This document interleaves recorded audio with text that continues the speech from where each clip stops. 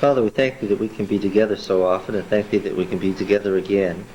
May Thy Spirit guide us as we study Thy Word, we ask in Jesus' name. Amen.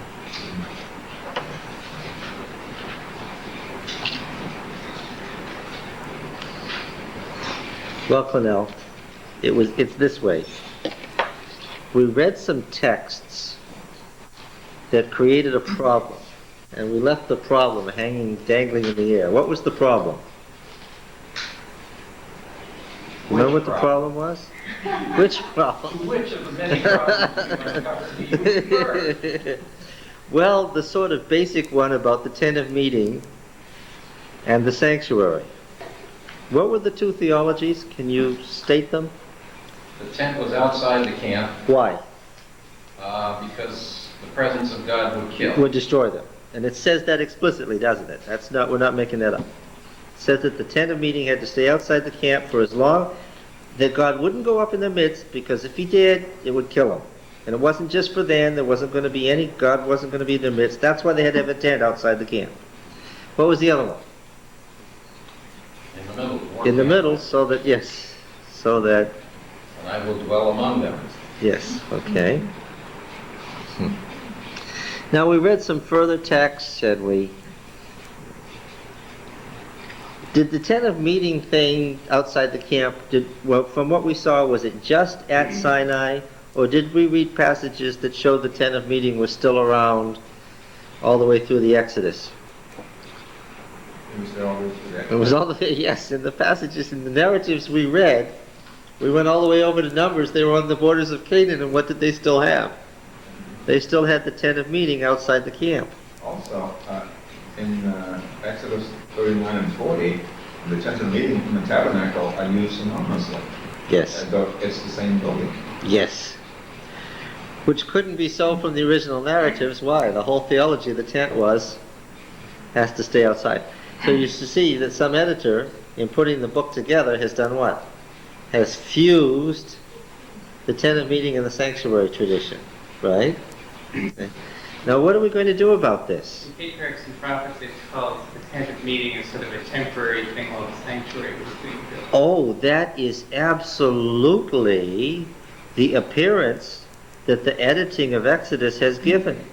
And if we hadn't kept reading the narratives in Numbers carefully, that's what we would have thought. Right? Oh.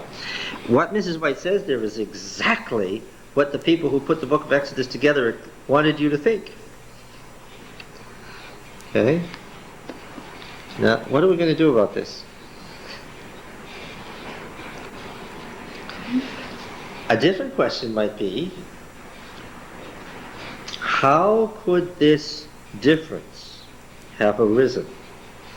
The obvious point of similarity was that there was a holy tent. And the Arabs have holy tents in the desert today. In fact, some of them are so small that the shrine is right on the back of the camel. You open the flaps and there it is. Yes. The Midianites had two-roomed curtained shrines. One was just discovered a couple of years ago. You can see the pictures in Biblical Archaeology Review. Some of the cloth survived in this two-room shrine from Midian. It was set up right at the base of a cliff, and because it's so dry, they got some of the purple cloth was still there. In this particular issue, they also found there was a brazen serpent in it. And the front of the Biblical Archaeology Review for that month has the brazen serpent on the front. The brass serpent, obviously, makes us think of Numbers 14. Yeah. So there is good, sound archaeological evidence for a tent shrine. That isn't the issue. What the problem is that we have either a really simple tent outside the camp with nothing in it, or else we have a Canaanite temple. Because this sanctuary that's described here is a full temple, isn't it? This isn't any little tent that you go out to lift the flap off, is it? This is a fully blown temple. In fact, there's no doubt about it. What temple is it as far as design, pattern, structure, size, shape, courts? services. What temple is it? No, that's not what I'm getting at all. The size of this, the shape, the sacrifices that were offered in it. No sacrifices in the heavenly temple. What temple is this? This is Solomon's temple in the wilderness. Okay? This is Solomon's temple in the wilderness. The priestly writers want you to know that the temple that we now have in Jerusalem, that we want you to worship in exclusively, is the descendant from where? Sinai. From Sinai. You see, there were temples at Dan, Shiloh, Arad, Kadesh, Bethel, Jerusalem, Shechem, Samaria, right?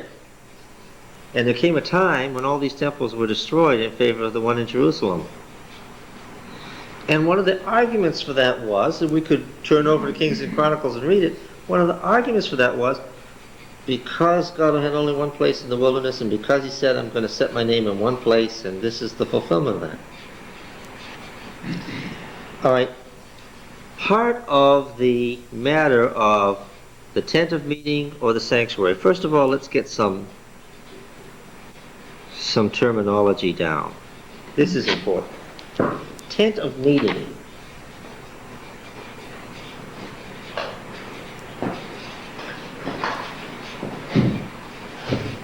I don't suppose it will come as a shock to you that this Ohel Moed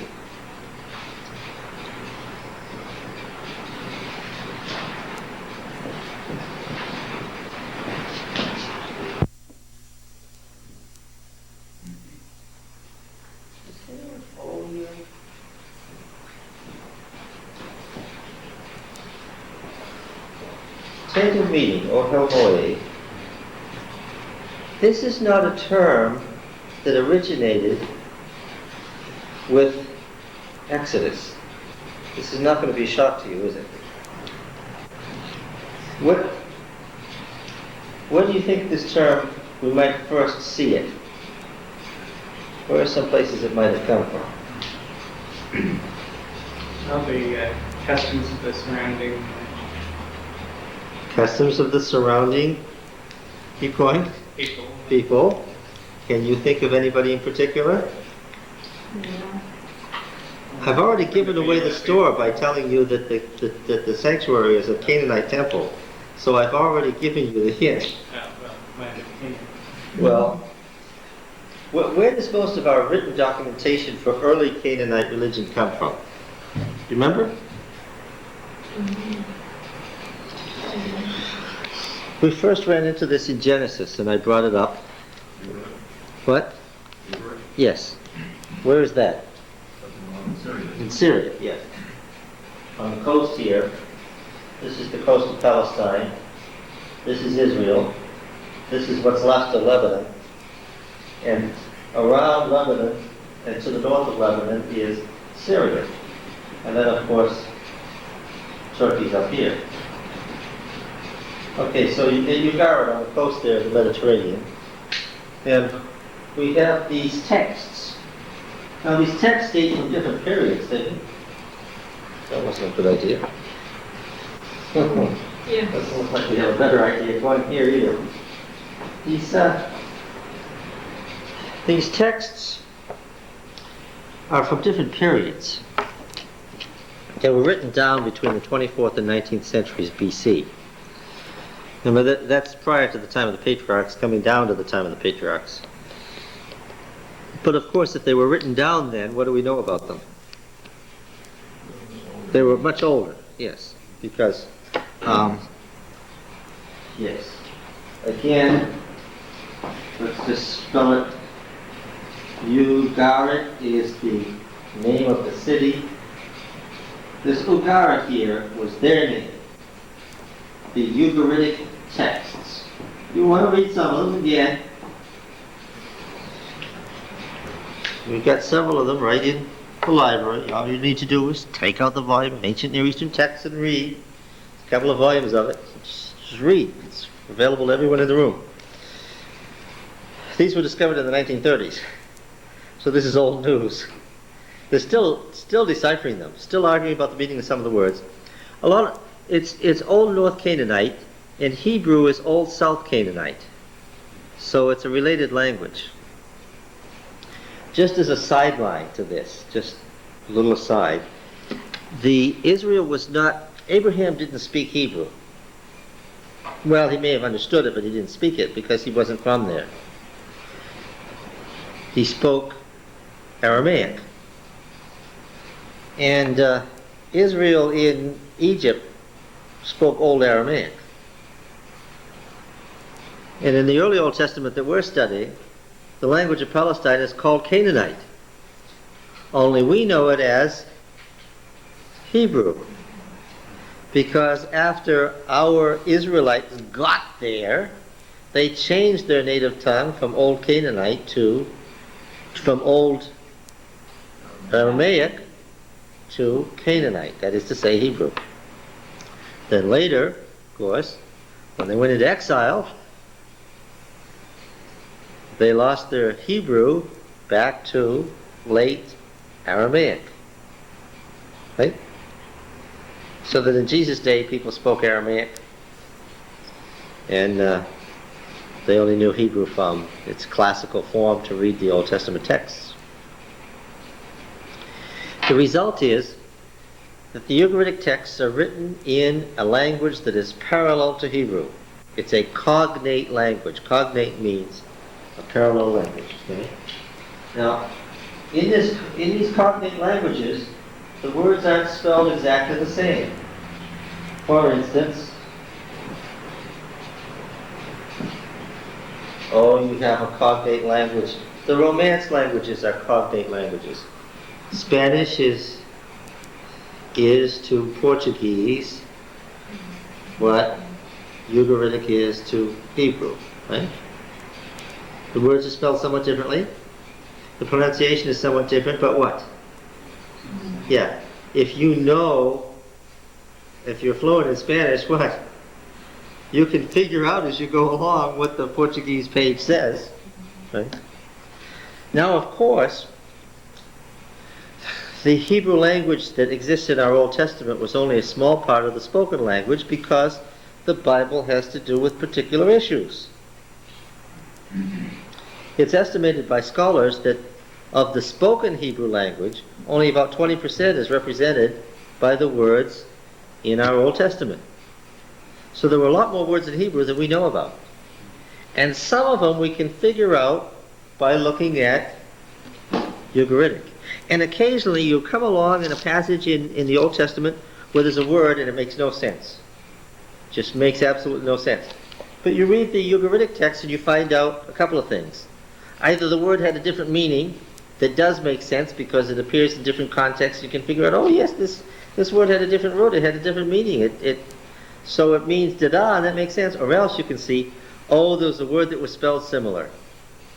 And it had dropped out of Hebrew and they didn't understand it and they replaced it with a later word that doesn't make any sense. But it's really a word that should be spelled such and such. Okay? So a lot of when you're going through and there's new versions, like the New Revised Version, they're just looking at the results of these studies and saying, well, in these difficult passages, this is what it really meant. Okay? Through word studies. Now, the Ugaritic text we've referred to many times. In the Ugaritic text, there's a series of stories about the religion of Canaan. We've been through this before, right? I told you about the Baal epic. Lift up your heads, O ye gods, and be lift up, ye ancient beings, that the King of glory may come in. What has Baal just done? He has just slain the dragon of death. All right? And this comes into our Psalms, only it's cleaned up and demythologized. But the source is from a Canaanite hymn. As Baal is coming back to the cosmic mountain after slaying death, is coming back as the triumphant king, and he is going to then enter into the tent of El, where he is going to ask for a temple to be built to him. Okay? Now, in this tent of El is where the gods meet. The gods met in this tent. It helps to know that the Ugaritic texts tell us that El sat in the inner room of this tent between the cherubim on his throne. Okay? That helps. It helps to know that El's full name was El Du Yahweh, El who creates, El Du Yahweh. There's the sources of the two names. Okay? It helps to know that he was called El the Bull, and that this bull imagery is the imagery that Aaron was using, and that, remember I told you it could have been Egyptian, the Hathor goddess, but it was probably Canaanite? That's the bull imagery that Aaron was using, that was used in the temple in Bethel, because when Jacob got to Bethel and he had this covenant, it was with El the Bull. Oh, it's translated El the Mighty One, I know, in Genesis, but it was El the Bull, and so this is the bull imagery in the temple in Bethel. Okay? Now El sat in this tent, and they had two rooms, the holy and the most holy. And in this most holy, he sat on the cherubim throne. Okay? And the gods met there in council. If I were to ask you, at Ugarit, where did the gods meet in council? The answer would be, on the cosmic mountain, in the tent of meeting.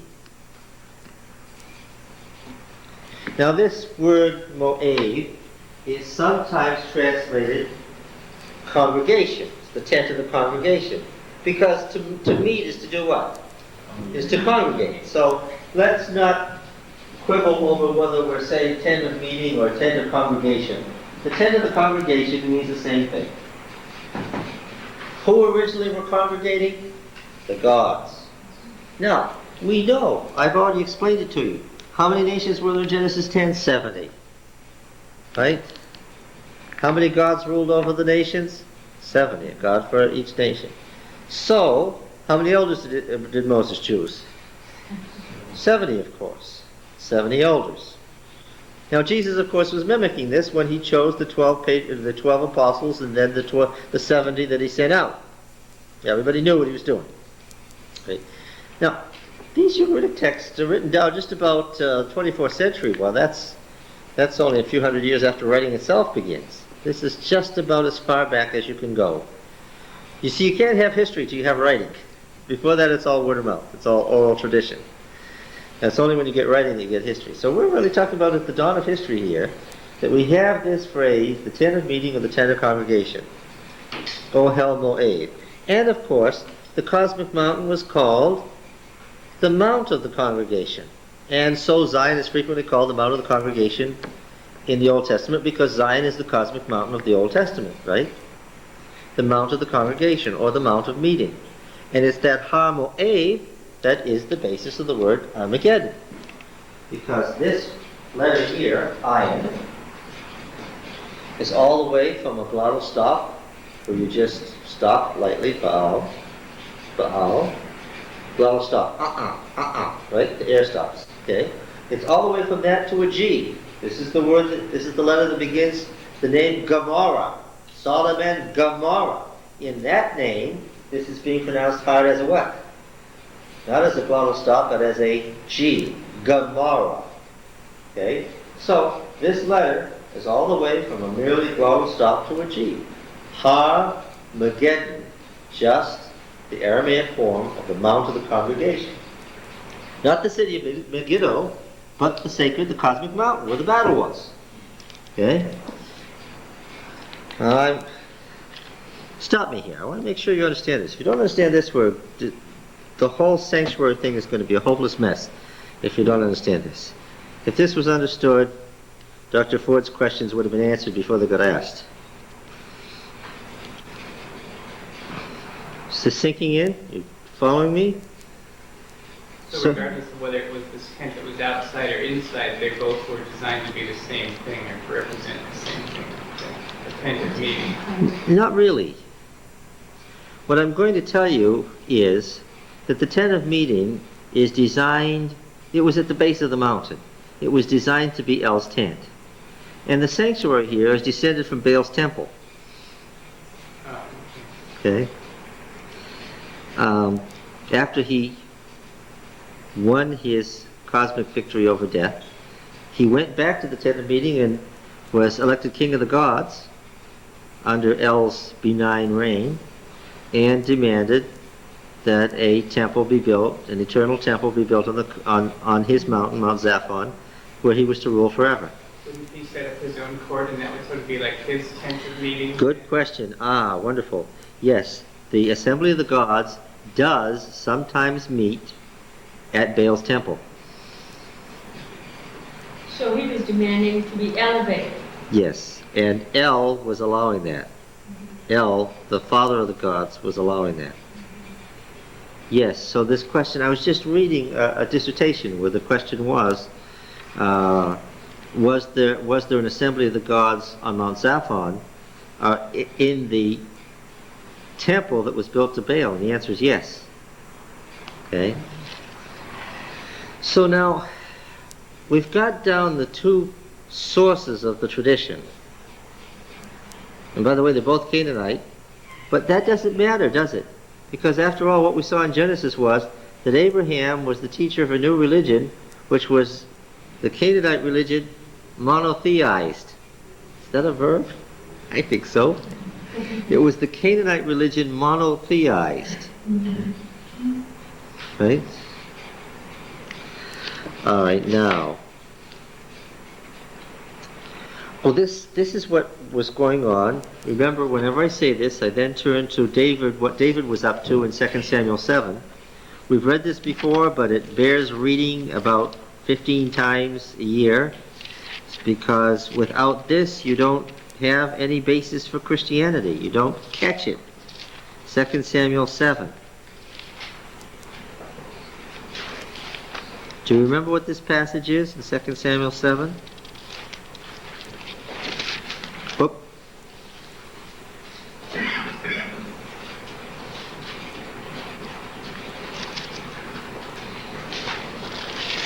It would help if we read 2 Samuel 6 first.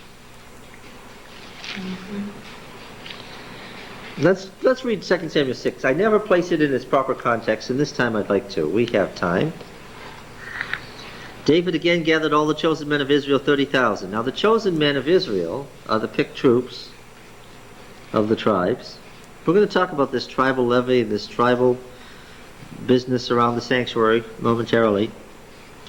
David arose and went up with all the people who were with him from Baal of Judah.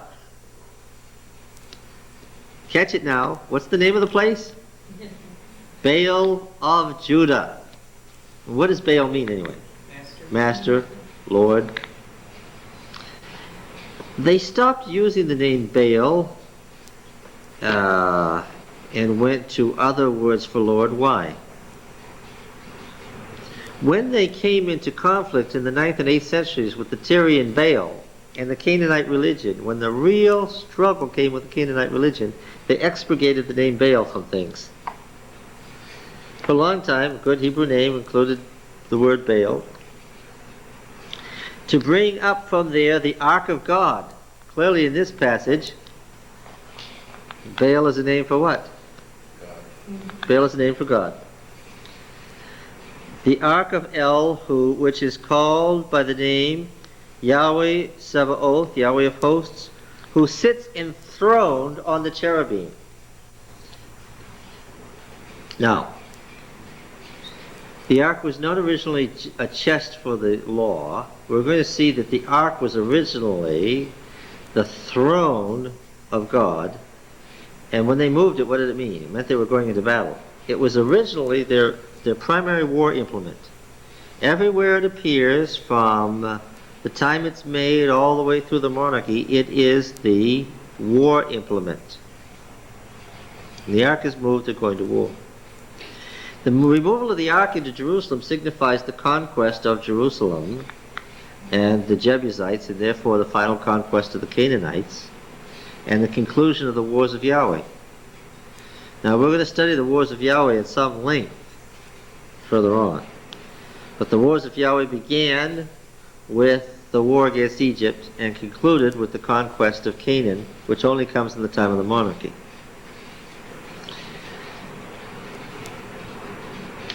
And they carried the ark of God upon a new cart. What's the problem there?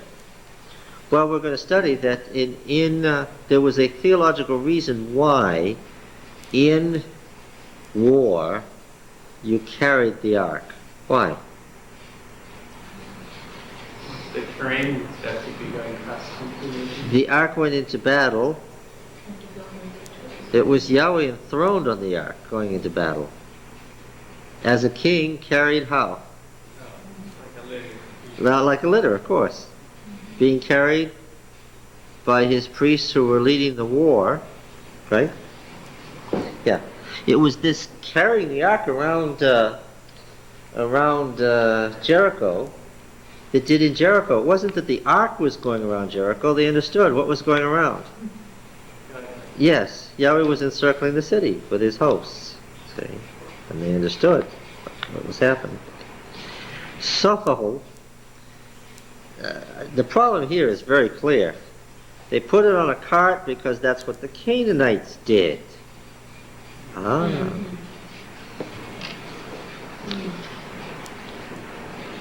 like Baal. Because, of course, this stuff was drawn from the Baal mythology in the first place. And there was great danger, of course, in that, because what could happen? The religion of Yahweh could degenerate into a Canaanite Baal religion. And it was happening. They were bringing up from the Baal of Judah. That's where they had it left. So clearly, who was God? He was the Baal of Judah. Alright, and they brought it out of the house of Abinadab, which was on the hill, and Uzzah and Io, the sons of Abinadab, were driving the new cart. So these were the guys who... This man Uzzah wasn't just anybody. Who was he? Priest. He was one of the priests who was Had been in charge. had been in charge of the ark. Yes. And I can tell now, what kind of a priest was he? Must have been a Canaanite, or at least more of their tradition. Yeah, he was moving toward the Canaanite tradition, sure.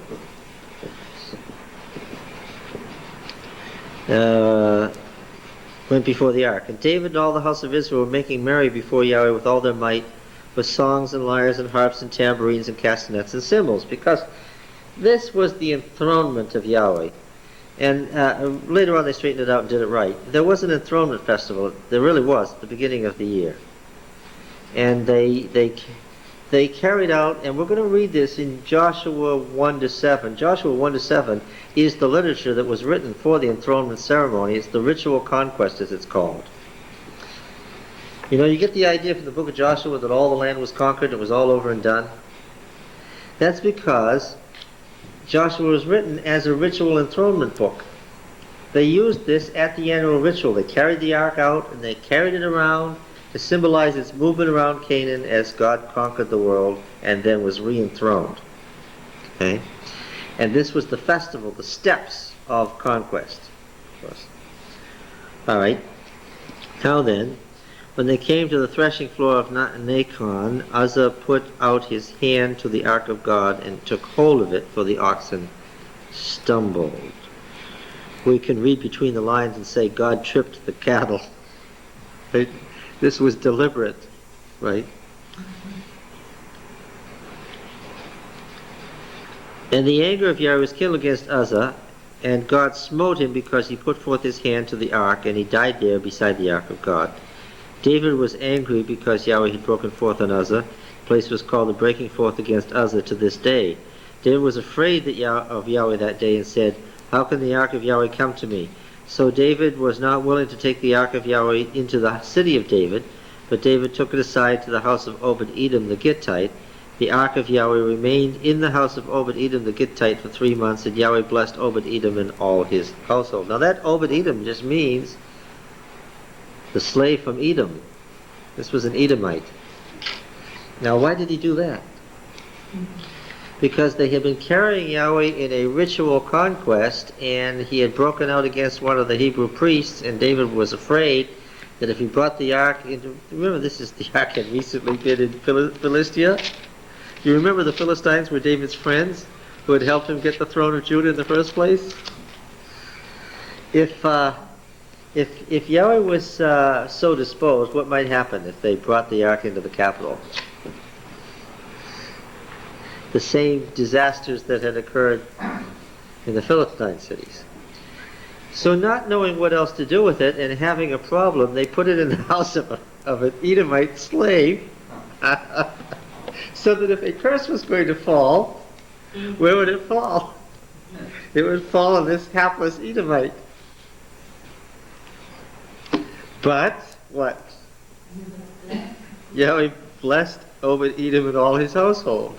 Let's hope he got out of slavery. And it was told King David, Yahweh has blessed the household of Obed-Edom and all that belongs to him because of the ark of God. So David went and brought up the ark of God from the house of Obed-Edom to the city of David with rejoicing. Now this, of course, the city of David takes some note too, doesn't it? This wasn't the city of Judah, it wasn't the city of Benjamin, it wasn't a city that belonged to Israel, it was the city of David. There'd never been anything quite like that before. What was it? How did it become his possession? He conquered it and kept it for himself and made it the new capital on the border between the northern and southern kingdom. Why did he do that? He wanted to unite the monarchies, and so he took this Canaanite city that was right on the border between the two and made it the capital. Right? So David brought up the ark from the house of Obed-Edom. The city of David was rejoicing, and when those who bore the ark of Yahweh had gone 6 paces, he sacrificed an ox and a fatling. We'll find out about that when we read Leviticus. David danced before Yahweh with all his might, and David was girded with a linen ephod. That's interesting that the king was garbed as a priest. So David and all the house of Israel brought up the ark of Yahweh with shouting and with the sound of the horn. Well, we'll skip the hatred of Michael for him. That's a personal problem. Verse 17, they brought in the ark of Yahweh and set it in its place inside the tent which David had pitched for it. And David offered burnt offerings and peace offerings before Yahweh. Well, that's interesting. What did they do? In the city of David, they had a tent shrine. Now, what gave that idea? Well, we'll find out. David finished burning burnt offerings and peace offerings. He blessed the people in the name of Yahweh of hosts and distributed among all the people, the whole multitude of Israel, both men and women, to each a cake of bread, a portion of meat, and a cake of raisins. And the people departed each to his house. And what was that for? That was the fertility symbols, the hot cross buns. Yes. Excuse me? What? Just go back over that one again, in case anybody missed it. I remember when I first said that. What? Yeah, well, what are grapes? Life. They're blood. They're blood. And blood is what in the ancient world? Blood is what? Blood is life. They had noticed the obvious thing that if you cut and your blood left you, what happened? What else left you? Your life left you. So they had figured out that blood is the equivalent of life. And that led them to drinking blood. Under the assumption that what? Well, if the life force is in the blood, then what? Kill the other guy and drink his blood, now what? Now you've got the strength of yourself and him too. It's a false syllogism, right?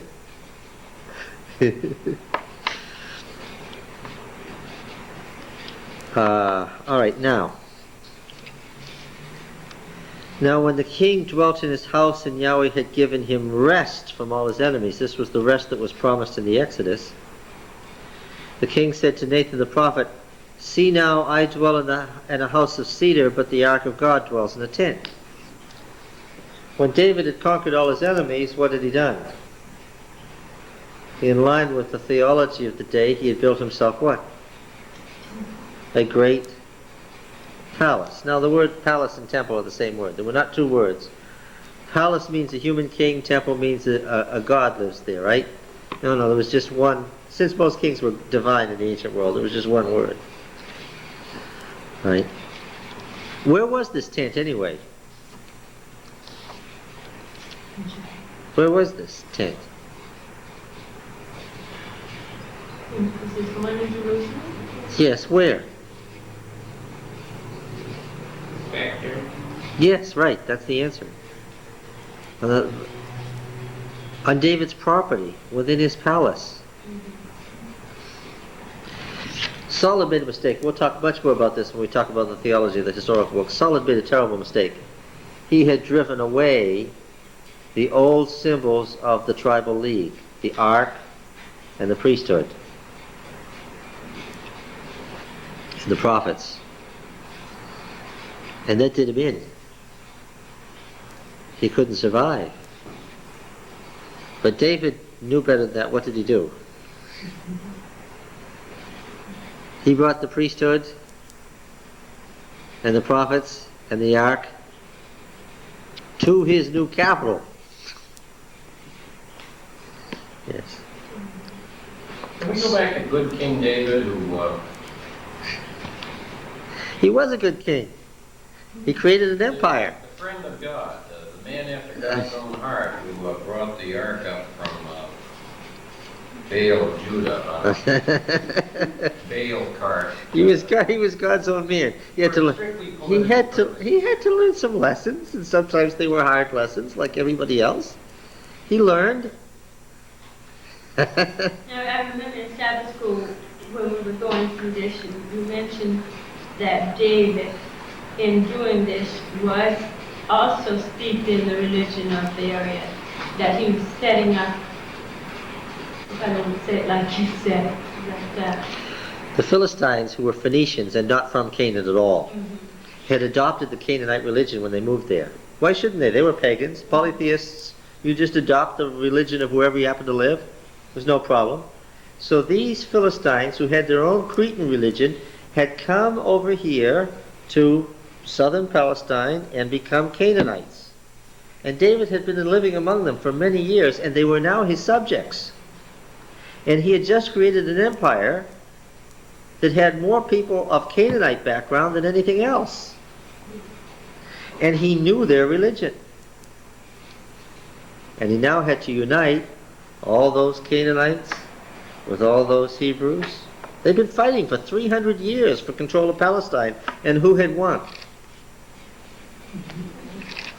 After the 300 years of struggle between the Philistines and the Hebrews for control of Palestine, who had won? The last 100 years were especially violent. The Hebrews won. And now, these great rivals were his subjects. And a lot of Hebrews knew, by the way, that he'd become king with their help. And did they like that? That's what Saul's daughter. So now, when Baal conquered his enemies, Mo and Lotan, the seven-headed dragon, he came back to the assembly of the gods on the cosmic mountain, and David had put his palace on Mount Zion. He had taken the mountain in Jerusalem and put his palace on top of it. Catching this? And they were systematically transferring the old traditions of the sacred mountain in the south, in the southern desert, to where? To Jerusalem, yes. Yes.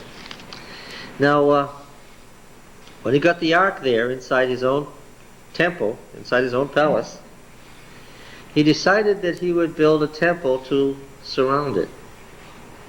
Now this is really, really tricky stuff. Why? He had conquered all his enemies and built himself a palace, and adjoining it he was building Yahweh a palace. As what? As Baal did upon the conquest of his enemies. There's much more here than meets the eye. You catching it? That's the point. What was he asking for? In the pagan world, they didn't have elected princes like Saul was the Nagid, which only means prince. He was an elected prince, and David was an elected prince. They were just temporary leaders of the tribes. That's all David was. He was the temporary leader of the 12 tribes. chosen by acclamation by the tribal elders, and that could be taken away any time. That's the same word that Baal was given when the gods elected him to go out and fight death. He was their Nagid, their military commander, their leader to go save them from death. But when Baal got back and had saved the gods from death, what did he demand? He demanded not to be the Nagid, the military commander anymore. He wanted to be the king. And he wanted to be king forever. And the counterpart to that would be the human kings who would have an hereditary monarchy. Just as Baal lived forever, so the king's line would live forever. One king would die and what? As soon as he was dead, Long live the king. yes, the king is dead, long live the king. The king is dead, long live the king. Where does that come from? It comes from Samuel. That's the book of Samuel. Where did Samuel get it? From the Canaanites. This is why, again, we don't worry about sources in Ellen White. We worry about doctrine. You start worrying about sources. So I told Walter Ray at the meeting there, if you start worrying about sources, you won't have a Bible.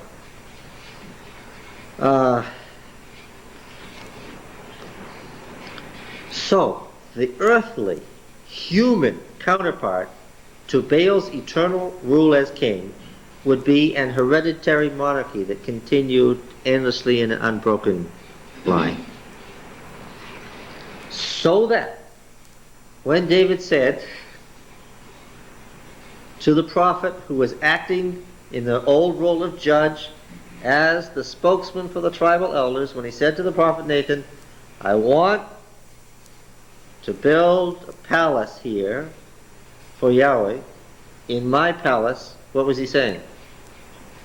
I want to be king forever. Yeah. And how would he be king forever? By having an hereditary monarchy.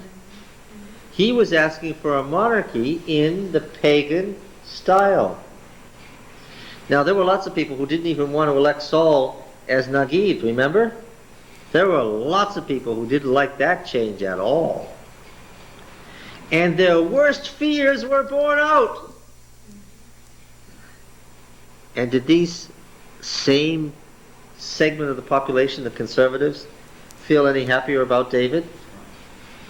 At least he was a faithful Yahwist. But his problem was, the baggage he came with was, how did he get to the throne? There was the nasty suspicion he got to the throne by having Saul murdered, and the equally nasty suspicion that he'd gotten there by using the Philistines against Israel and Israel against the Philistines until he'd so weakened both that they only had him left. Right? And there were lots of people. That's why there were so many revolts during David's reign. So there were lots of people who weren't sold. David looks great from 30 centuries later, he looks great. At the time, that's okay. Most Christians wouldn't even speak toward the Apostle Paul. That's okay. Even Jesus had a bad reputation in his own day. Hard to believe. All right, now then. The prophet just answered in a typical Oriental court style. He didn't have anything to say about it. He agreed. Nathan said to the king, go do all that's in your heart, for Yahweh's with you. He liked the idea. He obviously personally approved of David very much. But that same night the word of Yahweh came to Nathan, go and tell my servant David, thus says Yahweh, would you build me a house to dwell in? I have not dwelt in a house since the day I brought up the people of Israel from Egypt to this day, but I have been moving about in a tent for my dwelling. Well, there's the tradition of Yahweh in the tent. We don't know which kind of a tent. Which kind of a tent would you think it is? The simple tent outside the camp, or the tent that is a temple, that's really a temple? But most scholars believe that this is in the tradition of the tent of meeting, not in the tradition of the sanctuary, right? Well, the tent of meeting, that's true, would have been El's tent, the cherubim throne, and the sanctuary would have been more like Baal's temple. In all places where I have moved with all the people of Israel, did I speak a word with any of the judges of Israel, whom I commanded to shepherd my people Israel, saying, Why have you not built me a house of cedar? Now therefore thus you shall say to my servant David, Thus says Yahweh of hosts, I took you from the pasture, from following the sheep, that you should be a prince over my people Israel. And I have been with you wherever you went, and have cut off all your enemies from before you. And I will make for you a great name, like the name of the great ones of the earth. And I will appoint a place for my people Israel, and will plant them, that they may dwell in their own place and be disturbed no more, and violent men shall afflict them no more, as formerly, from the day that I appointed judges over my people Israel, and I will give you rest from all your enemies. Okay?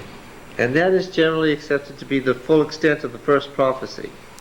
The age of peace is going to begin. The age of the old cycle of warfare begun in the Exodus and carried throughout the period of the Judges, from Moses to Samuel, is over. Alright? With David, the age of peace has begun. The rest promised at the Exodus is now achieved. What happens next? This word moreover is a word in Hebrew that can mean and furthermore, in addition. It frequently means and added to this, or and later, or additionally, or on top of this, and therefore it can have a temporal meaning of a further statement was made on this matter, and it doesn't mean at the same time. Okay? Now, as we read the verse here, in the middle of verse 11, you get the idea that Nathan took a breath and plunged right on. But what is about to be said doesn't fit with what has just been said. What has just been said? Is it a yes or a no? It's a no. Build a temple? No. Hereditary monarchy? No. In fact, what does it say? What is David? Is he a king? Something in there, He's yes. so it mentions in What verse is it? verse 8, Verse 8. where it talks about the ruler then. Yet Where it was, I took you from following the sheep, that you should be what? Nagiv. yeah. The answer is, I took you to this office, and I was with you as that military commander and cut off all your enemies. Be satisfied. The answer is no.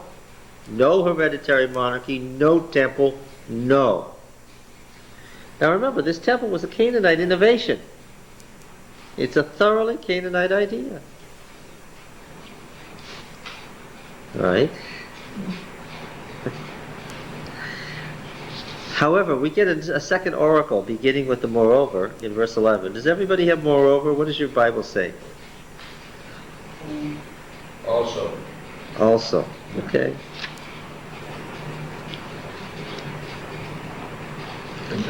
In verse 12, it seems to indicate that there will be a hereditary monarchy. That's the point that I'm making. You have just caught it. And the last part of 11. In the middle of verse 11, where the also or moreover is, there is another oracle that says something completely different.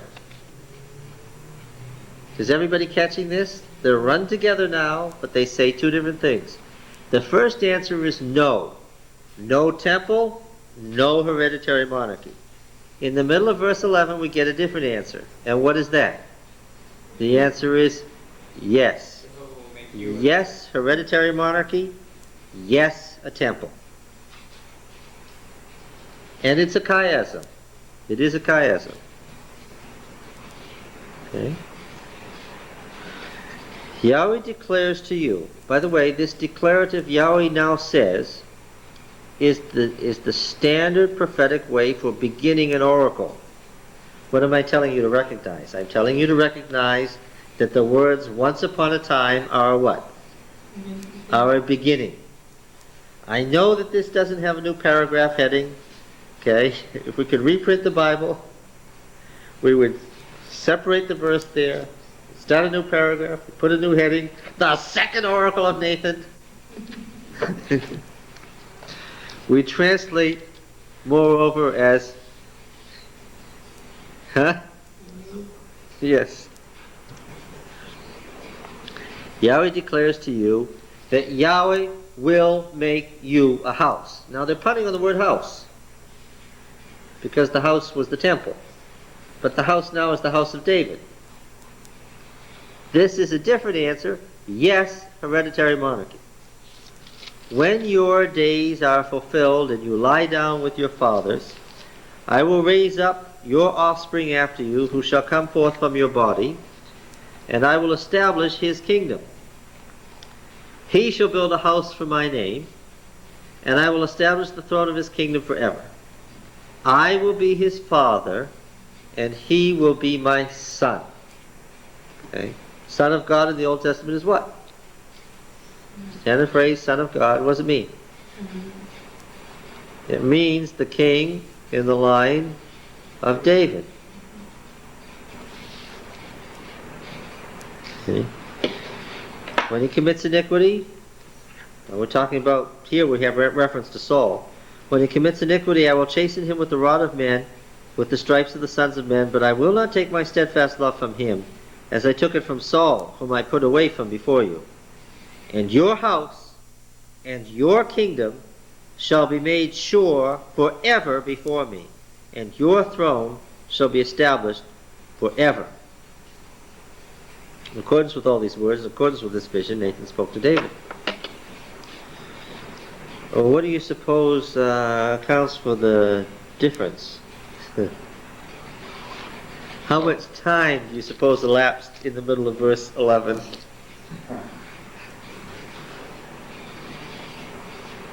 Years. Yeah. No. Because David began building the temple in the last 7 years of his life. And of course he wouldn't have started it without prophetic okay. Yes. It sort of fits here, though. I mean, this is a neat story, in a way, a parable, I suppose. David seems to be sort of sneaking up on God. Yes, Let me build you a house. Yes. The byproduct of that, of course, is that he has a house. And Yeah. God turns it around over in the proper order and says, I'll make you a house. Yes. In accordance with my will, at my timetable. And then you can build me. Yeah. Yeah, that's right. I'll establish your kingdom. I'll do it. Then we'll talk about a temple. And it's like saying, I have a plan here, and I've brought you off from the sheep herding, and I'll continue to be the lead in this story. Yes, that's right. David wasn't going to get too big for his royal britches. Yes. Is this David starting to fall into the bad habits of Saul, doing for himself instead of depending on the Lord? Yeah, it wasn't exactly the bad habits of Saul because they were such different people. His bad habits were his desire to be such a good king and to unite his empire and to do things in the way that would be most pleasing to the most number of people, as any king must do, that would please the Hebrews and also please the Canaanites. And the danger in that, of course, was that he was going to turn the religion of Yahweh into a Canaanite religion. Yeah. All right, now let's go back to what David did, by the way, when he built this shrine for the ark, was he appointed 2 priests. One man named Abiathar, who eventually, in Solomon's reign, got banished for siding with Adonijah. But Abiathar stayed for the rest of David's reign, and another fellow named Zadok. Now these 2 priests must have been quite young when they were appointed, because they lasted for the whole length of David's reign into Solomon's reign.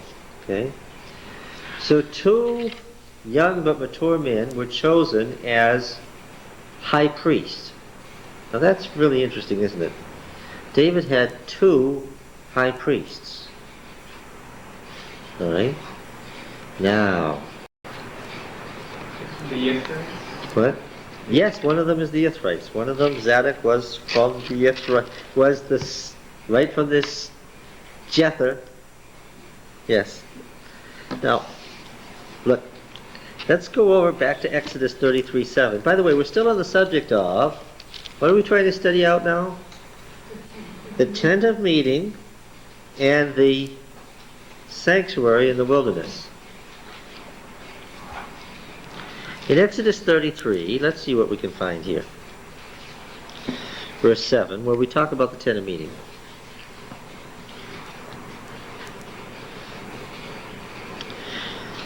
Now Moses used to take the tent and pitch it outside the camp, far off from the camp, and he called it the tent of meeting, and everyone who sought Yahweh would go out to the tent of meeting, which was outside the camp. Whenever Moses went out to the tent, all the people rose up. Every man stood at his tent door and looked after Moses until he'd gone into the tent. When Moses entered the tent, the pillar of cloud would descend and stand at the door of the tent, and Yahweh would speak with Moses. When all the people saw the pillar of cloud standing at the door of the tent, all the people would rise up and worship. But this was the form of worship connected with the tent of meeting tradition. Every man at his tent door. Thus Yahweh used to speak with Moses face to face, as man speaks to a friend. When Moses turned again into the camp, his servant Joshua the son of Nun, a young man, did not depart from the tent. In this tradition of the tent of meeting, who is the priest? I'll say, who is the high priest? Moses is the priest. Where is Aaron? He is not. He's back in the camp with everybody else. Moses is the priest. Numbers 11. Numbers 11. How is Moses acting here?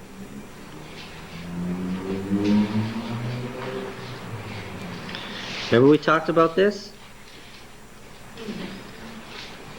Verse 16. Oh, we should read verse 10 because it connects so neatly to what we just read. Numbers 11:10. Moses heard the people weeping throughout their families, every man at the door of his tent. And the anger of Yahweh blazed hotly, and Moses was displeased. Verse 16. Yahweh said to Moses, gather for me 70 men of the elders of Israel, whom you know to be the elders of the people and officers over them. Bring them to the tent of meeting, and let them take their stand there with you, and I'll come down and talk with you there. Right? Remember this? And we know that this is not the sanctuary. Why? From what we've already read. And remember the two guys who stayed in the camp? They stayed in the camp. And the Spirit fell on them back in the camp. Yeah.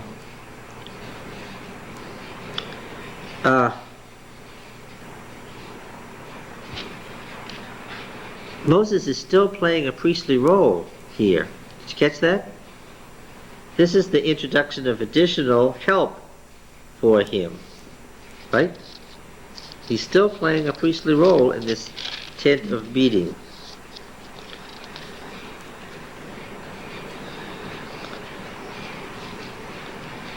Alright, chapter 14 and verse 14. No, let's not even go down so far as verse 14. Chapter 14 and verse 10. This is the 12 spies. But all the congregation said to stone them with stones. Then the glory of Yahweh appeared at the tent of meeting to all the people of Israel. In verse 13, but Moses said to Yahweh, then the Egyptians will hear of it, for thou didst bring up this people in thy might from among them, and they will tell the inhabitants of this land, they have heard that thou, O Yahweh, art in the midst of this people, for thou, O Yahweh, art seen face to face, and thy cloud stands over them, and thou goest before them in a pillar of cloud by day and a pillar of fire by night. And so forth. Deuteronomy 31. Deuteronomy 31.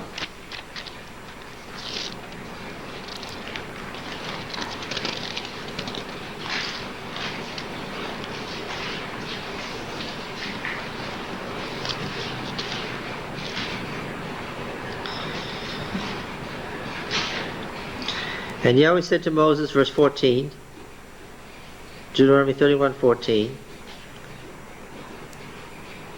And Yahweh said to Moses, Behold, the days approach when you must die. Call Joshua and present yourselves in the tent of meeting, that I may commission him. And Moses and Joshua went and presented themselves in the tent of meeting. And Yahweh appeared in the tent in a pillar of cloud. A pillar of cloud stood by the door of the tent. Right? This is very consistent. Now, in Deuteronomy 32,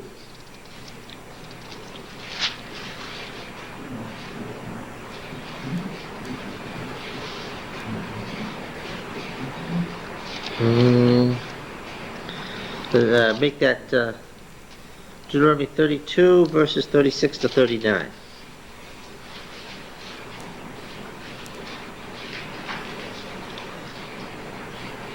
No, Deuteronomy 33. Let's read 33. I'm looking in the wrong chapter. Deuteronomy 33, beginning in verse 8. This is the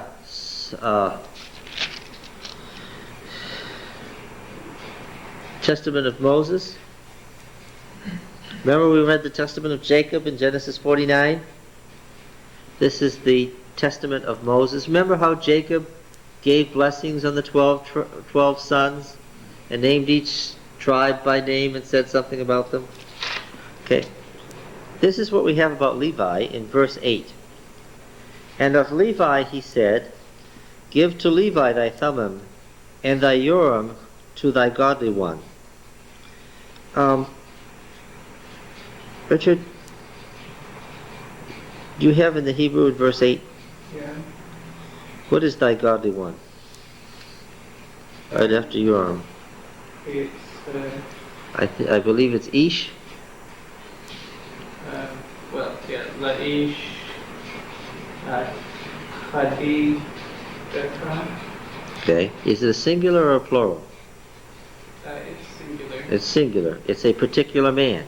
Yeah. It's a particular holy man. Okay.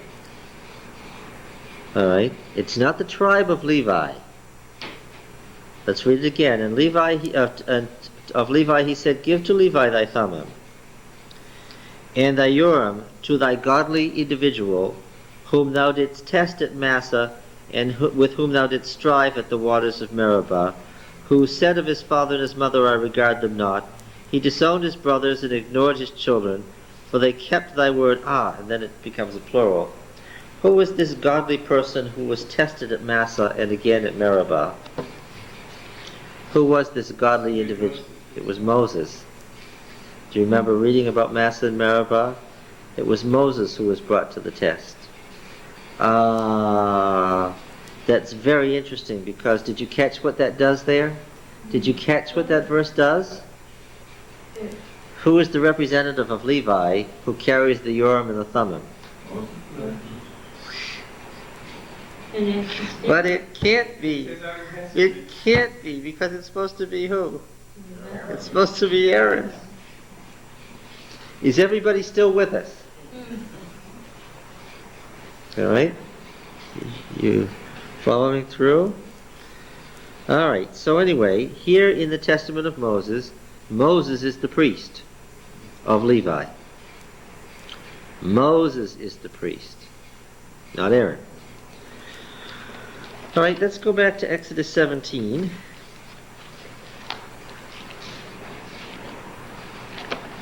This is hard slogging, but it's going to be fun when you see where we come out.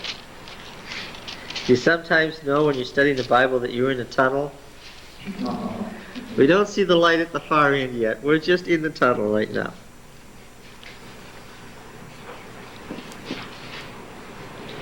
Yes. Verse 2, 17:2.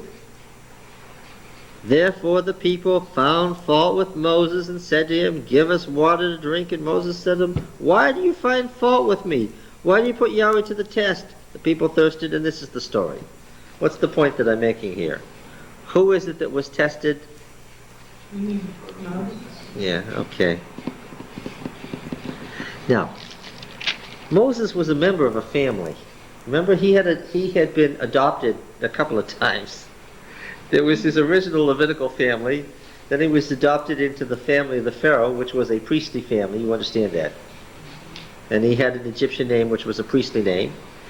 And then he was wandered off into the wilderness, and he happened to marry a girl who was a priestess. That's what that whole thing about the circumcision was. And her daddy wasn't just any priest, he was what? He was the high priest of Midian. And in Exodus chapter 18, you remember this? Mrs. Whitney brought this up last time. Jethro, the priest of Midian, Moses' father-in-law, and he was the one who told him what to do, where to go, how to set everything up, what needed to be done, set up the judges, so forth. Important to understand. Moses was intermarried to the priesthood of Midian. Did Moses have any children? Those children would by heredity be what? Priests. Yes. All right. Let's look at Numbers 10 and verse 29. Numbers 10.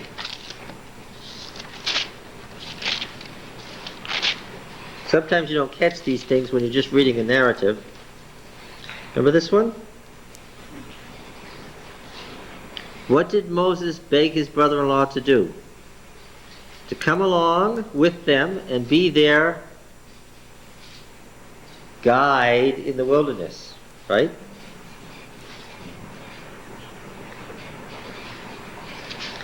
Verse 31, he said, "Do not leave us, I pray you, for you know how we're to encamp in the wilderness, and you'll serve as eyes for us. And if you do go with us, whatever good Yahweh will do to us, the same he'll do to you."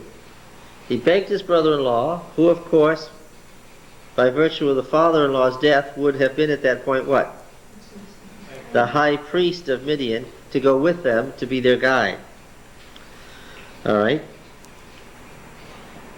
Can we read Numbers 12, verses 6 to 8 now? No, we don't want to read that one yet. No, skip that. Let's go to Judges 1, verse 16. Judges 1 and verse 16.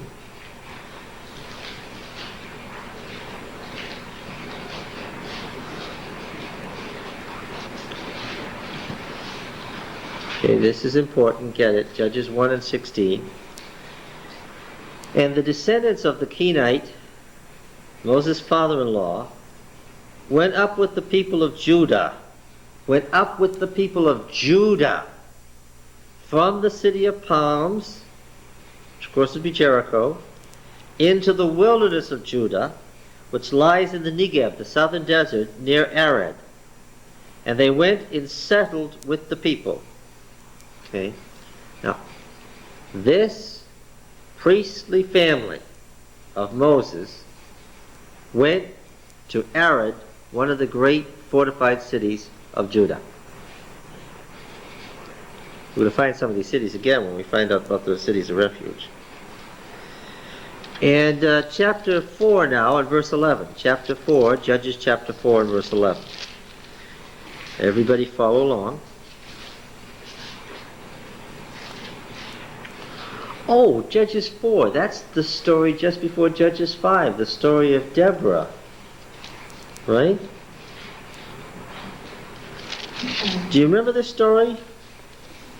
Deborah the prophetess summoned the Nagiv, Barak, the judge, to get together the tribal levies to form the armies of Yahweh, because we're going to have a fight with the North Canaanite cities. Right? And she used to judge Israel underneath this palm tree.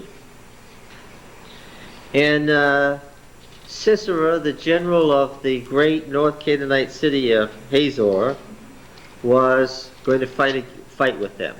Right?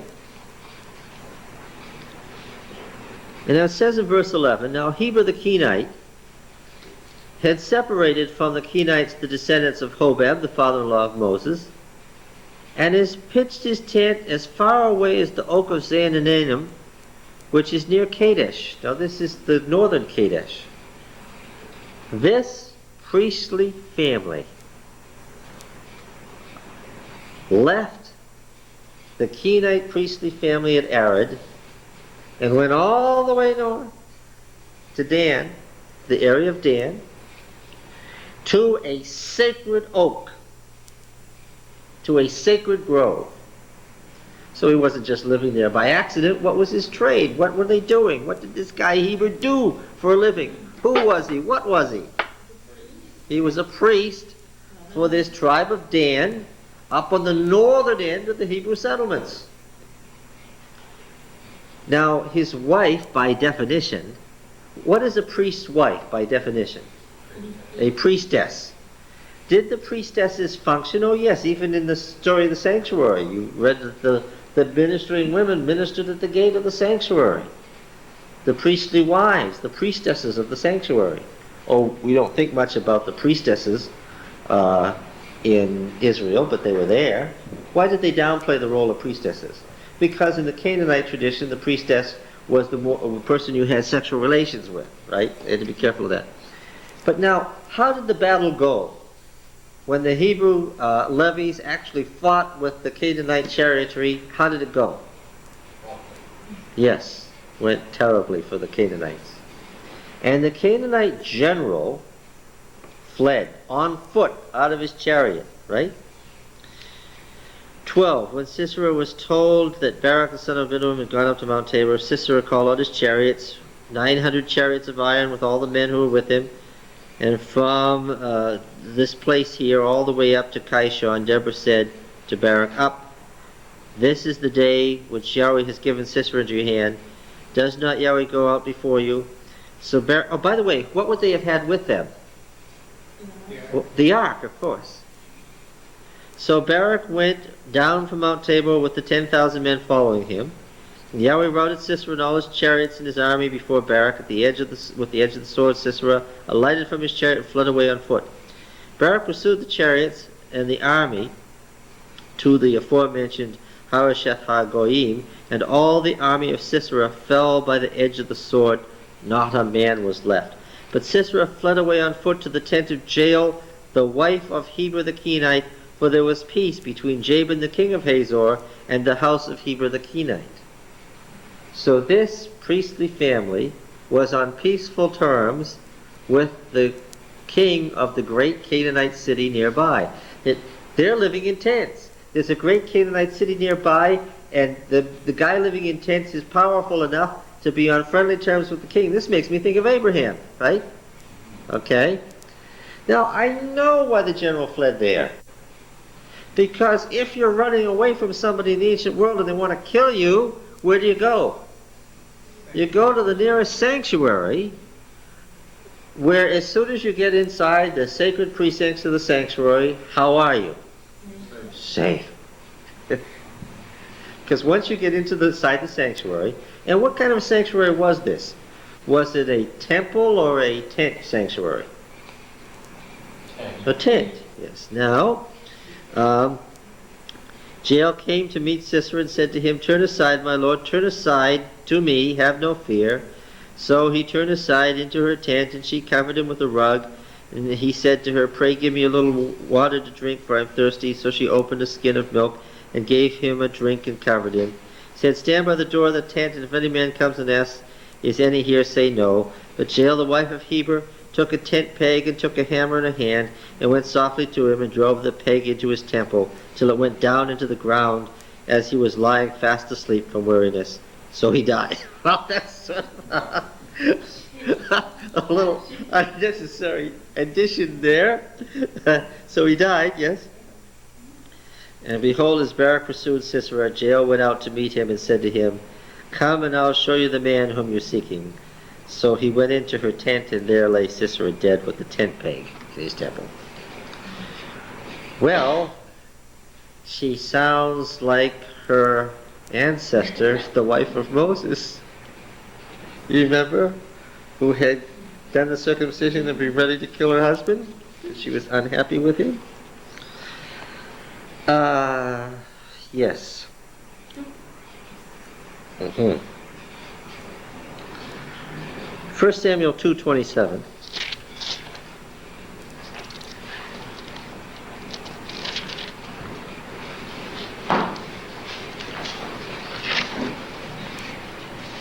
Now we're in Shiloh, where the house of Eli is running the sanctuary where the ark is. And a prophet comes to pronounce doom on this priesthood, and he says, there came a man of God to Eli and said to him, thus Yahweh has said, I guarantee you've read this story before. I absolutely am convinced that there's not a person here who hasn't read this story before and misinterpreted the following verses. The man of God said to Eli, thus Yahweh has said, I revealed myself to the house of your father when they were in Egypt, subject to the house of Pharaoh. And I chose him out of all the tribes of Israel to be my priest, to go up to my altar, to burn incense, to wear an ephod before me, and I gave to the house of your father all my offerings by fire from the people of Israel. Why then look with greedy eye at my sacrifices and my offerings which I commanded, and honor your sons above me by fattening yourselves upon the choicest parts of every offering of my people Israel?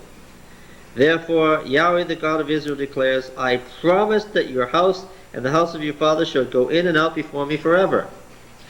Now you're reading into this something it doesn't say. Very naturally. There's a name in there, and you're reading the name. What's the name you're reading into it?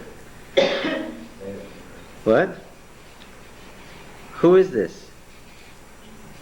Well, now I take Moses. Yes, you read Aaron. But when we read the genealogies of the house of Eli, we go back to Gershom, and what do we find out? Moses' son.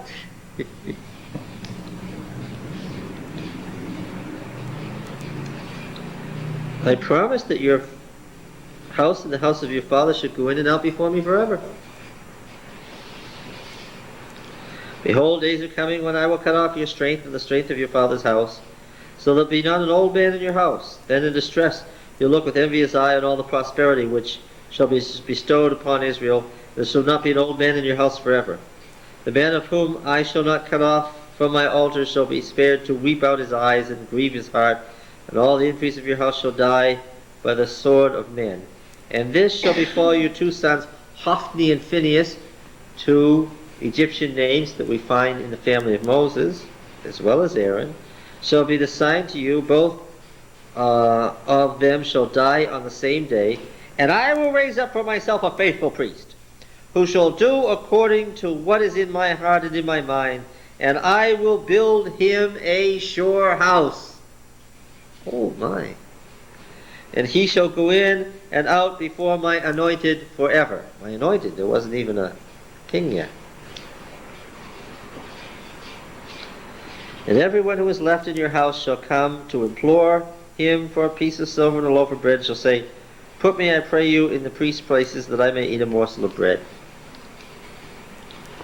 The house of Eli, what? That's referring to David in verse 55. Yeah. The house of Eli was descended from Moses. And it was prosperous all the way through the time of Abiathar, who was one of the two high priests.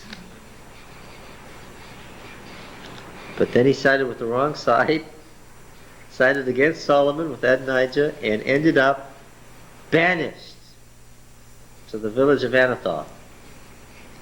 Now what great famous name do we know is descended from this priestly line? Oh, come on. Anathoth. From the priestly house of Anathoth. Where does this turn up again? Who? Caiaphas? No. Caiaphas is the other priestly family. We've only examined Oh, that's one. right, yeah.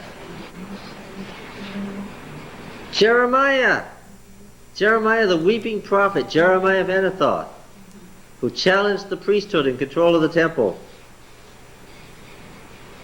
Jeremiah was a descendant of Moses. And the last great figure of one of the two great priestly houses of ancient Israel. And these two great priestly houses were the house of Moses and what? And the house of Aaron. From the time of the Exodus to the time of David, 500 years, The house of Moses was in control. This helps us to understand some of the narratives about the Exodus. So where were the Mushite priesthood? Well, they were at Dan, and at Shiloh, and at Arad in the south, and Kadesh, and at Jerusalem for a while. Now let's go back. Exodus 32. Do you remember studying Exodus 32? Can you tell me without looking what's in that chapter? No trouble. What's in Exodus 32? Golden calf. The golden calf, with its calf imagery related to the temple at Bethel. Now we noticed that, we just hit the high points, but we noticed that the house of Moses was at Dan, Shiloh, Arad, Kadesh, and Jerusalem, but where was it not? It was not in Bethel. Yes.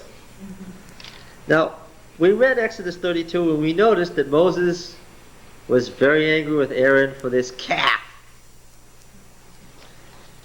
And what happened next was that Moses asked all those who wanted to be the Lord's servants to come to him, and it was the house of Levi, and they gathered around Moses against Aaron. And then we read 1 Kings 12, where the usurper king, Jeroboam, built a national temple in Bethel. Now, did he make that temple? Why was it a holy place? It was a holy place to the Canaanites. Bethel means house of El, right? And Jacob, on the night he was going from his mother's house the first night, remember, stopped there and made a bargain with God, and so it was associated with Bethel. And the bull of Bethel came, the bull El came to Jacob and said, I'm going to take care of you, don't worry about it. So the sanctuary of Bethel had ancient patriarchal associations, and it was already an old Canaanite temple at the time of the patriarchs. And then, according to the narrative that we're going to read, the sanctuary ended up there. The sanctuary in the wilderness. Okay, well, let's see. Let's see what Judges 20 has to say. Judges 20. Remember, it all got edited together, so it all ran together. Judges 20 and verses 26 to 28, I hope.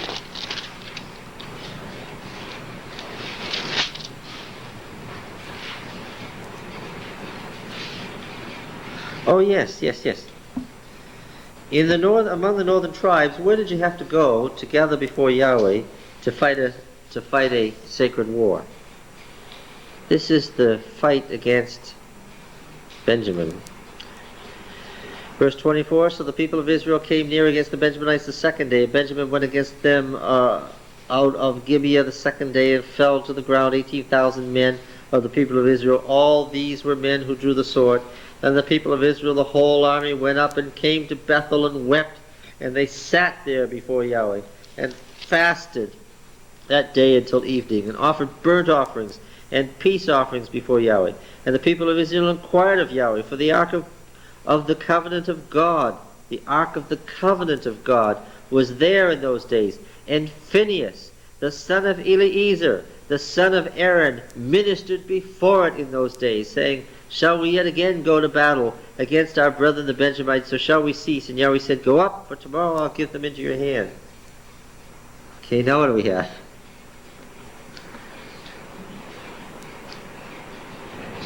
How did Phinehas, wait a minute.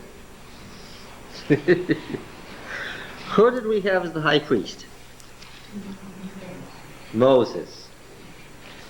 Now there's something happened in the wilderness. By now we're used to that, right? Lots of things happen in the wilderness. Do you remember when Moses was old and they got to the Baal of Peor? Oh, it would be nice if I had written it down. It's the story about the prophet Balaam. Remember that? It begins in Numbers 22. King of Moab was going to curse them, right? The more they tried to get Balaam to curse them, the more the blessing came. Right? Then this happened. Numbers 25.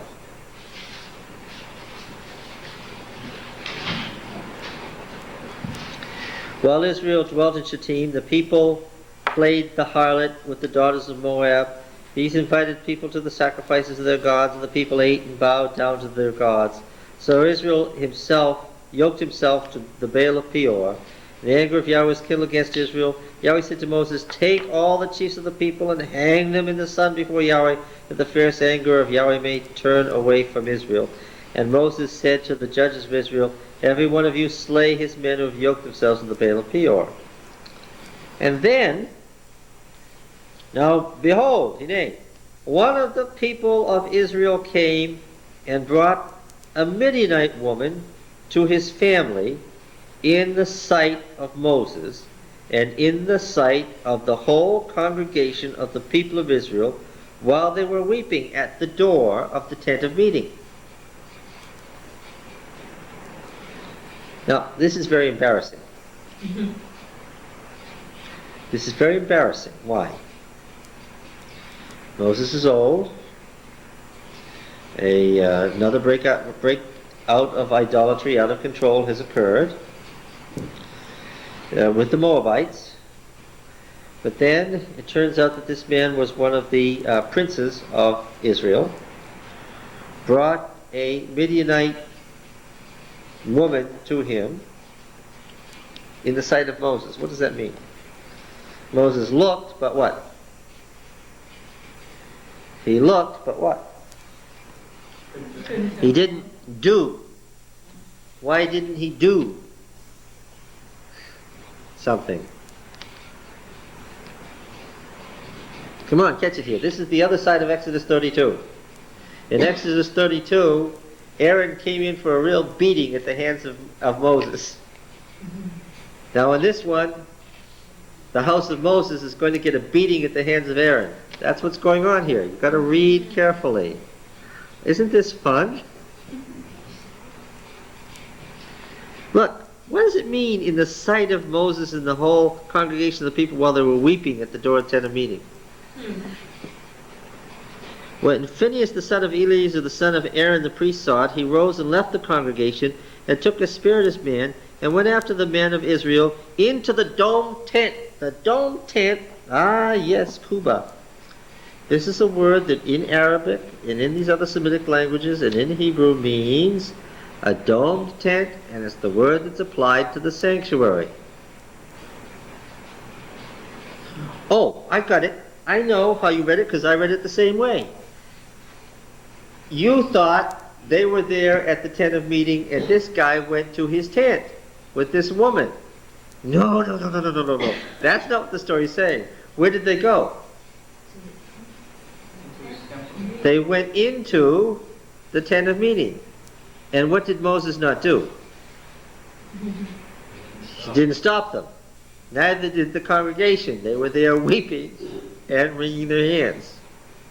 Okay. Why did they go into the tent of meeting? What were they doing? Well, if one spear passed through both their bodies, they were very close together. What were they doing? That's right. It was a Canaanite. They were just having sexual relations in the tent of meeting for fertility. It was a ritual. It was religion. I had to keep in mind that this is the religion. Okay. Now then, when Phinehas the son of Eleazar the son of Aaron the priest saw it, he rose and left the congregation and took a spear in his hand and went after the men of Israel into the inner room. Where were they? They were in the most holy place, yes. And pierced both of them, the man of Israel and the woman, through her body. Thus the plague was stayed from the people of Israel. Nevertheless, those that died by the plague were 24,000. And Yahweh said to Moses, Phinehas the son of Eleazar, the son of Aaron the priest, has turned back my wrath from the people of Israel, in that he was jealous with my jealousy among them, so that I did not consume the people of Israel in my jealousy. Therefore say, Behold, I give to him my covenant of peace. It shall be to him and to his descendants after him the covenant of a perpetual priesthood. Now, folks, this is a different story. This is the story of how the family of Aaron got the priesthood. While Moses stood by looking, along with his family. It was especially embarrassing to them. Why? Because the woman was what? A Midianite priestess. It was a member of Moses' family. That's the point. And the Aaronites had to save the day. Look, if you haven't figured it out now, I said there were two great priestly houses. How did they get on? Like brothers.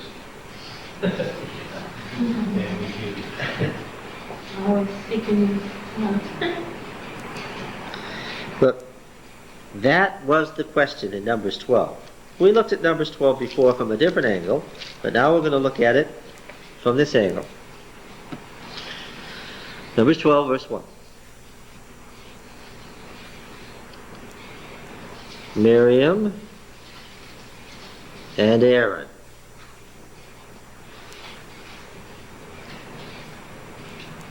I know where Miriam sided. I know who she sided with. Who did she side with? Yeah. Miriam and Aaron spoke against Moses because of the Cushite woman whom he married, for he married a Cushite woman, and they said, has Yahweh indeed spoken only through Moses? Has he not spoken through us also? Let's not pass over that lightly. What's the issue? Primacy. Who has control here? Does Moses have control, or does Aaron have control? Remember in Egypt, who was doing the talking? Aaron. Aaron was.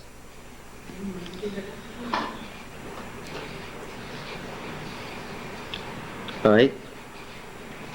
And suddenly the Lord called, come out to the tent of meeting. What's his answer? Verse 6. If there's a prophet among you, I, Yahweh, make myself known to him in a vision. I speak with him in a dream. Not so with my servant Moses, he's entrusted with all my house. With him I speak mouth to mouth clearly, and not in dark speech. He beholds the form of Yahweh. Why then were you not afraid to speak against my servant Moses? The question was, who has the primacy here? In Leviticus 10,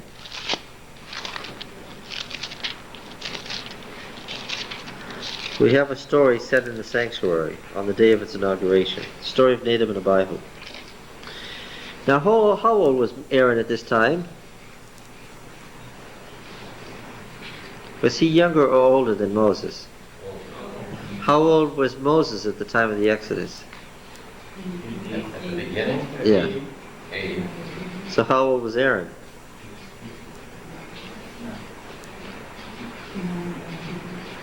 Older than 80? So how old were poor Nadab and Abihu who got themselves burned up by fire? 60. Yes, well, remember they had children when they were 15 or so how old would they be? If he's 85, how old are they? Yeah, okay.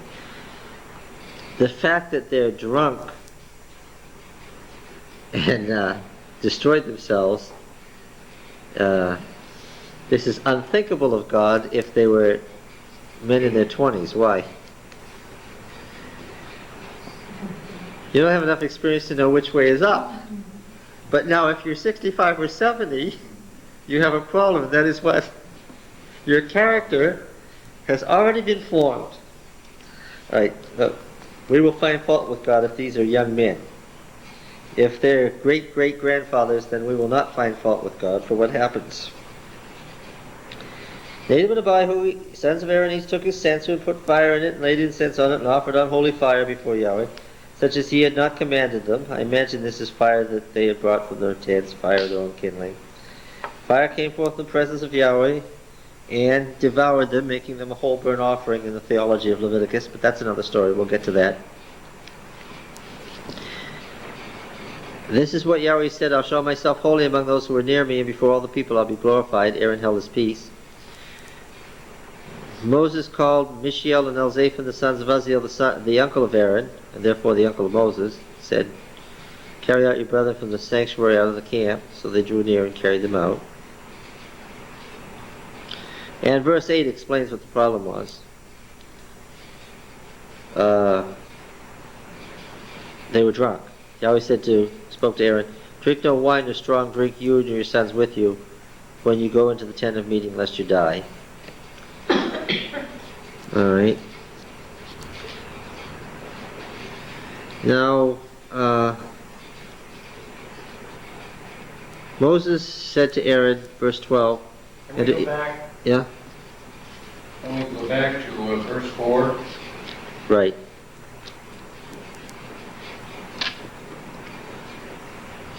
What do the words say in the language? At the end, Moses' instruction. Come near, carry your brethren. From before the sanctuary out of the camp? Yeah. What's your question? It implies the sanctuary is within the camp. Oh, this is the priestly literature. Okay. This is the Aaronic literature. This is the sanctuary. Yeah, this is the setting up of the sanctuary. This is the day of its inauguration. Yes. All right. Now, what happened then was that two priestly clans from the house of Aaron, not just the two fathers, but two priestly clans were disallowed from the priesthood. Okay? Who had been. Now, this is similar to another story, isn't it? It's the story of Korah and Dathan and Abiram, number 16. The story of Korah and Dathan and Abiram.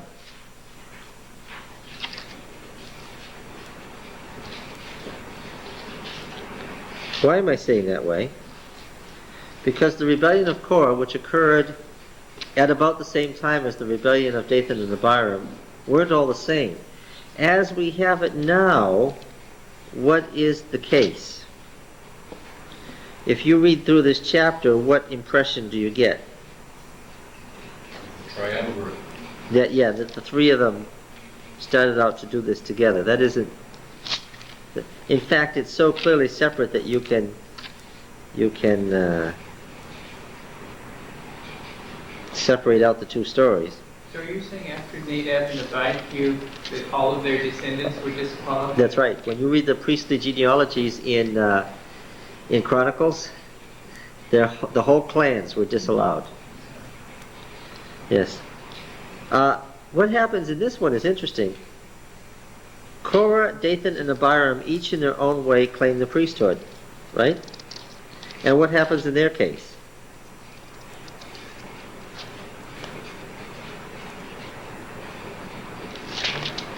They are also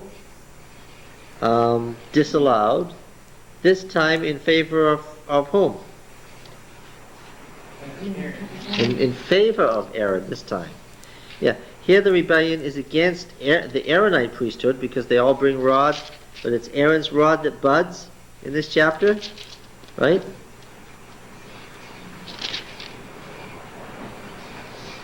And then we have a long chapter on further duties of the priests and Levites. Yeah. All right. By the way, in Deuteronomy, when the parallel account is told, it's only Dathan and Abiram. There is no rebellion of Korah. All right.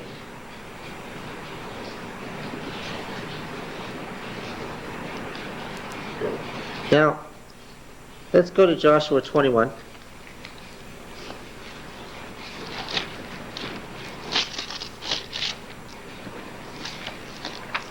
Joshua 21 and verse 10.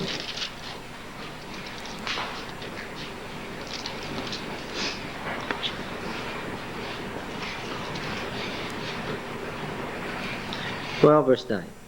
No, verse 8.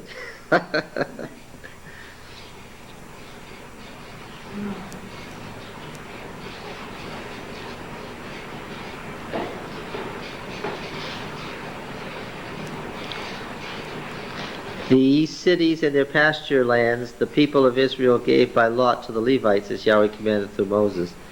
Out of the tribe of Judah and the tribe of Simeon, they gave the following cities mentioned by name, which went to the descendants of Aaron.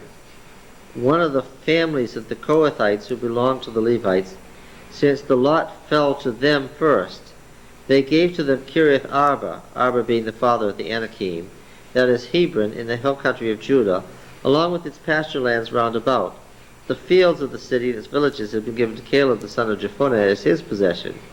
So what are we finding out here? That Hebron was a possession of the priestly family of Aaron. Now, Hebron became the capital of Judah.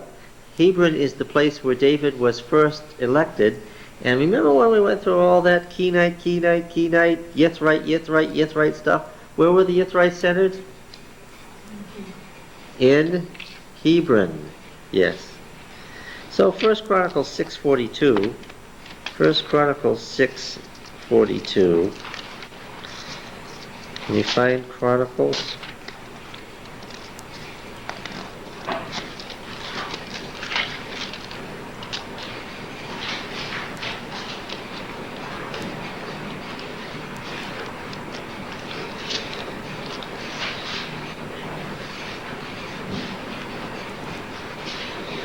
Oh yes, so we have the people that David put in charge of verse 31.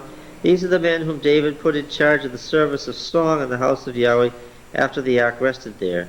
They ministered with song before the tabernacle of the tent of meeting. Before the tabernacle of the tent of meeting. Okay, verse 31, do you catch it? What was that tent? What was that tent that David put in Jerusalem? What was it? What was it? Was it the tent outside the camp, or was it the ornate Canaanite temple sanctuary in the wilderness that we've been reading about in Exodus? Which was it? It was the sanctuary. And where was it? Where was it built? It was built in Jerusalem. And let me tell you, that's as close as you can come to building a temple and still call it a tent. You catch it? David wanted to build a temple. He was told, no, leave it a tent. And what did he do? He built the tabernacle, which was what? Well, it's a tent, sort of, isn't it? What else is it? It's got curtains over it. What else is it? It's got walls and roof and so forth. Yeah. So there's no question that the tabernacle in the wilderness reappears where? In Jerusalem. As the temple. It's just a few stones further before it's Solomon's temple. Yeah, because the next verse, the rest of the verse says until Saul. Yeah, until Solomon built the house of, yes, Yahweh in Jerusalem. And they performed the services in due order. Yes. And then you go through and you see all the children of Aaron. Verse 49, but Aaron and his sons made offering on the altar and so forth. All right. So you think David rebuilt the sanctuary like the original one that could have fallen back by this time? The sanctuary in the wilderness goes in a straight line through Bethel to Jerusalem. And what family will tell you about the sanctuary and say that the one that built in David is exactly identical to the one they had in the wilderness? And don't worry about any little tent that Moses may have had outside the camp. The real sanctuary was this one in the center with the tribes camped around it, the real one at Bethel, and its real follow-up in Jerusalem. And who ran that sanctuary and what families were there? Aaronites. This is the Aaronites. Yes. Yes. 1 Chronicles 12, 27 to 29. Oh, now I see. These are David's appointments. Verse 27. The prince Jehoiada of the house of Aaron, and with him 3,700 men, Zadok a young man mighty in valor, and 22 commanders from his father's house. So Jehoiada is Aaron's descendant. Zadok had 22 commanders from his father Jehoiada's house who sided with David at Hebron and who had David crowned king. It's very important to know that it was the Aaronites of South Judah, centered in the capital city at Hebron, who put David on the throne. And now I know why David had two high priests, Abiathar and Zadok. Both young men, both scions of their respective houses, both the leading lights of their ancestral houses. Why? One high priest was the Mushite, the descendants of Moses, who had temples all over Judah. And the other, Zadok, was what? The high priest of the Aaronites, who had temples all over Judah and Israel too. And that helps me to understand why when the usurper King Jeroboam rebuilt the temples in his northern kingdom to keep the people from going to Jerusalem, he built two calf temples. Two calves. One at Dan and the other at Bethel. Because the priestly family at Dan were descended from Moses, and the priestly family at Bethel were descended from Aaron. And David had this new temple in this Canaanite city, and he went back to these ancient temples that were associated with the patriarchs. He was going to out-archaize, out-ancient David. He was going to have even older temples. And of course, if we claim the ark and the cherubim for Moses, well, we'll claim the bulls from Aaron. Yeah, but the story got retold in the temple later in a way that made it say, no, that was pagan. What? Are you following? Which priestly family emphasized the tent of meeting, the tent of the congregation, the tent of El, outside? Yes, Moses. Which priestly family emphasized the sanctuary in the center of the camp, this great ornate temple that happened to be a tent because it happened to have curtains over it, but it was really a great and ornate temple? Who was that? Aaron's, yes. And what happened was that we don't really know who's going to get control of these things in the time of David, right? Because we've got Abiathar and Zadok, right? And there was this promise that there's going to be someone come from David who's going to sit on his throne forever.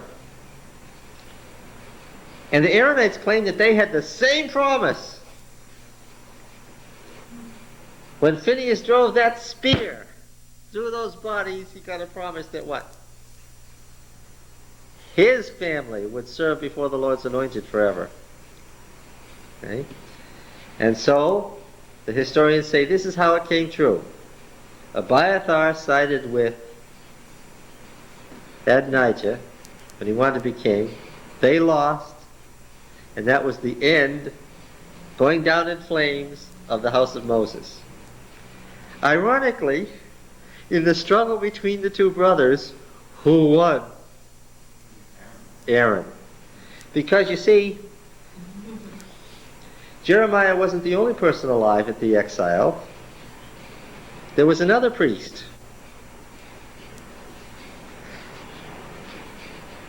Of course, the royal family was represented by Daniel.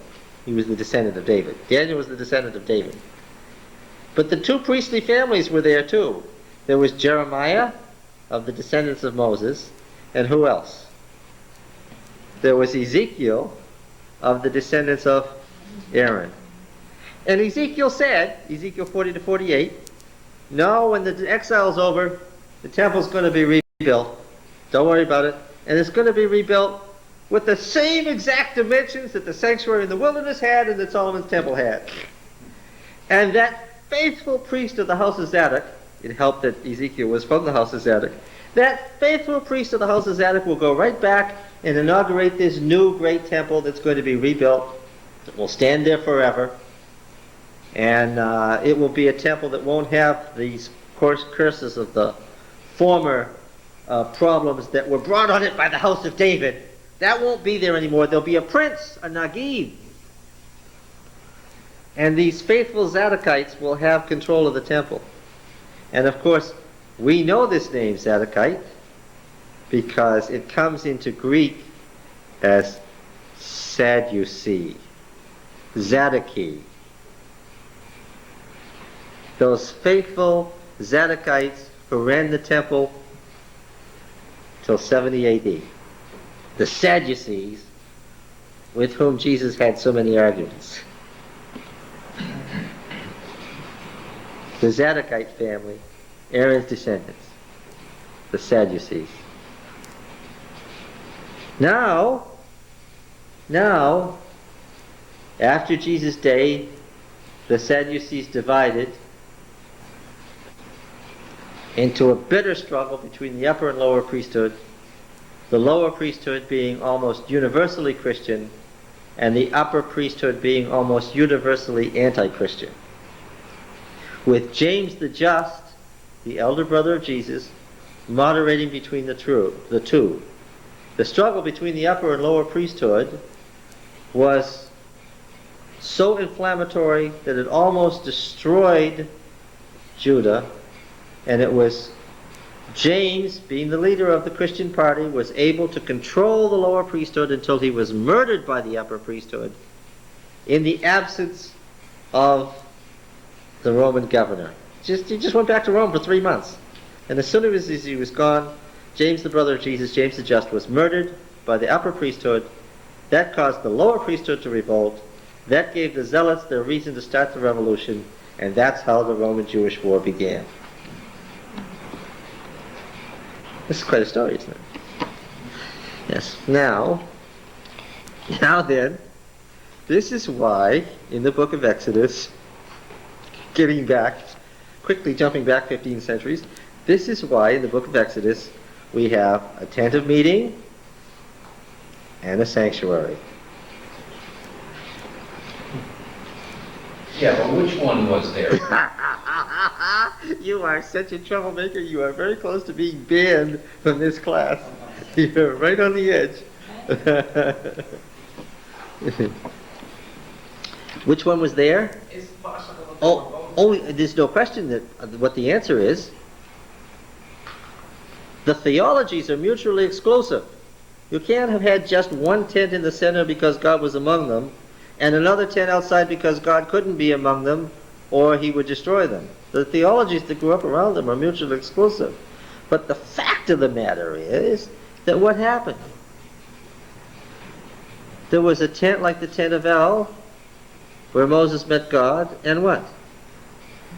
And there was a sanctuary. And if the two families are to be believed, if we're to believe the descendants of Moses and the descendants of Aaron, I think we have to because they're in our Bible, what do we have to presume? The family of Moses, Moses himself, and the family of Moses kept right on with what? With these tent shrines. And I know that. I know they did. And the general, the Canaanite general, knew they did too. Why? He fled to one of those tent shrines in Moses' family. He didn't think the tent shrines have tent pegs. Yes, he got the point eventually. Yes, but the point is here. Yes. Yes. The point is that the family of Moses did keep alive these tent shrines. But what did the family of Aaron do? They built sanctuaries. When we look at the tribal league during the period of the Judges, where did the league go to meet? They went to Bethel to this great sanctuary. Because Saul was worrying them, they moved it to Nob. But David ate some of the showbread, and Saul slaughtered them. But there was a sanctuary. And David learned his lesson. Saul killed the priesthood. What did David do? He rebuilt the sanctuary. Okay? In Jerusalem. Did that mean he didn't allow for tent shrines outside? Oh no, he allowed for tent shrines. That's right. Well, Because it begins to make sense of why David was called a man after God's own house. He didn't do away. He tried to synthesize, or he tried to appease both of them. he did. He tried to make everybody happy. He tried to keep the family of Moses happy, and the family of Aaron happy, and the tribal elders, and at the same time he tried to promote himself into hereditary monarchy. And he got that too. Sounds like later, let the wheat grow with the tares. Let the both of them grow together. Well, yes, but he did place the priests in the old Canaanite cities. That's certainly an evangelistic move. It's also a move to strengthen your power. David was determined that as the religion of Yahweh grew more powerful, what? Yes, the house of David would grow more powerful as its primary